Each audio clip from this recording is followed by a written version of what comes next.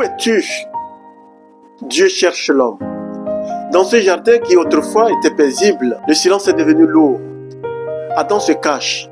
Il a mangé le fruit défendu. Sa nudité autrefois naturelle est devenue une honte. Et pour la première fois, la voix de Dieu qui autrefois réchauffait lui fait peur. Alors Dieu parle. Où es-tu?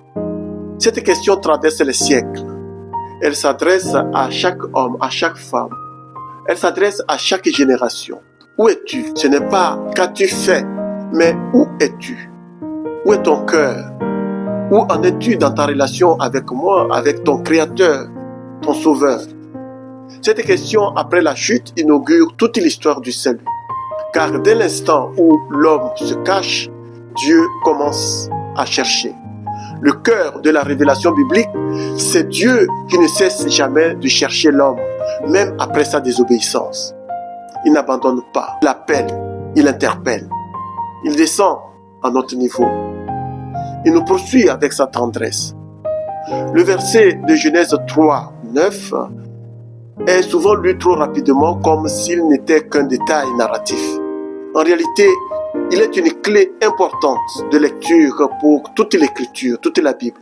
Car toute la Bible peut se comprendre comme la réponse progressive de Dieu à cette question. Où es-tu, homme? L'Ancien Testament raconte comment Dieu cherche son peuple à travers les patriarches, les prophètes et les alliances. Le Nouveau Testament révèle la pleine réponse à cette question. Dieu, en Jésus, vient lui-même nous chercher jusqu'à la croix pour nous ramener à lui. Ce « où es-tu » n'est pas une accusation, c'est une invitation. C'est la voix d'un père qui ne se résigne pas à la perte de son fils bien-aimé. C'est le début donc d'un dialogue.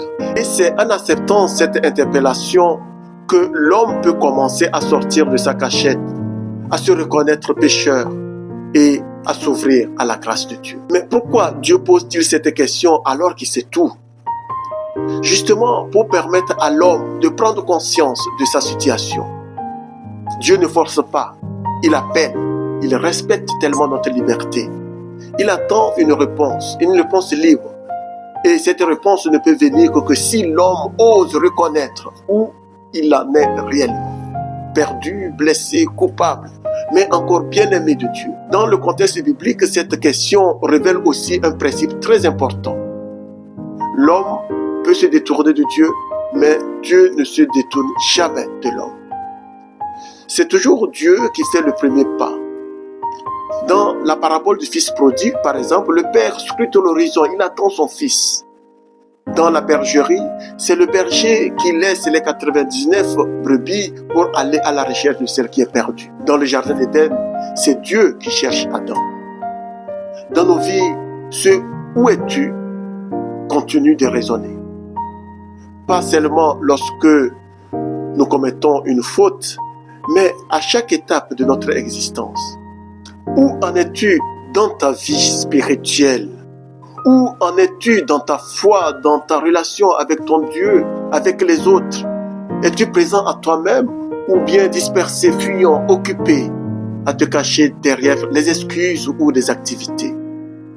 Pierre, un homme de 40 ans avec une femme et 3 enfants, était un chrétien engagé, connu pour sa générosité et son zèle dans sa communauté chrétienne. Avec le temps, les tâches se multiplient, des réunions sur réunions, des services, des responsabilités. Sans s'en rendre compte, son cœur s'est peu à peu éloigné de Dieu, de l'essentiel. Il continuait à faire, toujours actif, mais sa relation vivante avec Dieu s'était refroidie. Un jour, dans le silence d'une prière rapide, une question a résonné au plus profond de lui-même. Où es-tu, Pierre? Ce n'était pas un reproche, mais un appel tendre. Dieu ne lui reprochait pas son éloignement. Il l'invitait à revenir, à retrouver la fraîcheur de sa relation avec lui. Lucas, un jeune qui venait de découvrir la foi, son cœur était sincère, mais il portait en lui des blessures profondes, des péchés récurrents et de nombreuses questions sans réponse. Parfois, il se demandait si Dieu ne finirait pas par le rejeter. Pourtant, au creux de son combat intérieur, Une voix douce s'est fait entendre. Où es-tu, Lucas? Ce n'était pas un reproche d'une parole de condamnation, mais une invitation pleine d'amour. Viens, je t'attendais. Ce verset peut devenir pour nous un exercice spirituel. Chaque jour, nous pouvons entendre Dieu nous poser cette question. Où es-tu aujourd'hui? Es-tu dans la paix? Es-tu en paix? Ou es-tu en guerre? Es-tu dans la lumière ou dans les ténèbres? As-tu fui ou viens-tu à ma rencontre? Cette question devient prière. Elle devient chemin de conversion. Elle devient relation vivante avec Dieu. Ce passage annonce déjà l'évangile, car Jésus est précisément celui qui vient chercher et sauver ce qui était perdu. Il est le Dieu qui appelle l'homme là où il est, non là où il devait être.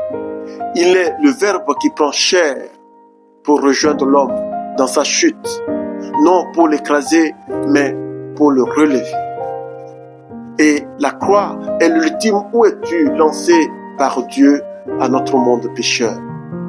En conclusion, Genèse 3:9 révèle un Dieu qui cherche et un homme qui fuit, et une relation qui peut s'établir.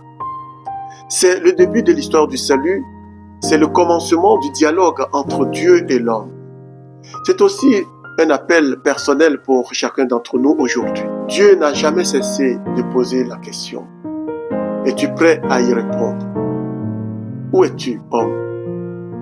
Merci d'avoir regardé cette vidéo. Que Dieu te bénisse et te garde. Qu'il te sorte de ta cachette et te donne la joie de vivre pour lui. À la prochaine pour une nouvelle vidéo sur les trésors de la Bible. Ciao.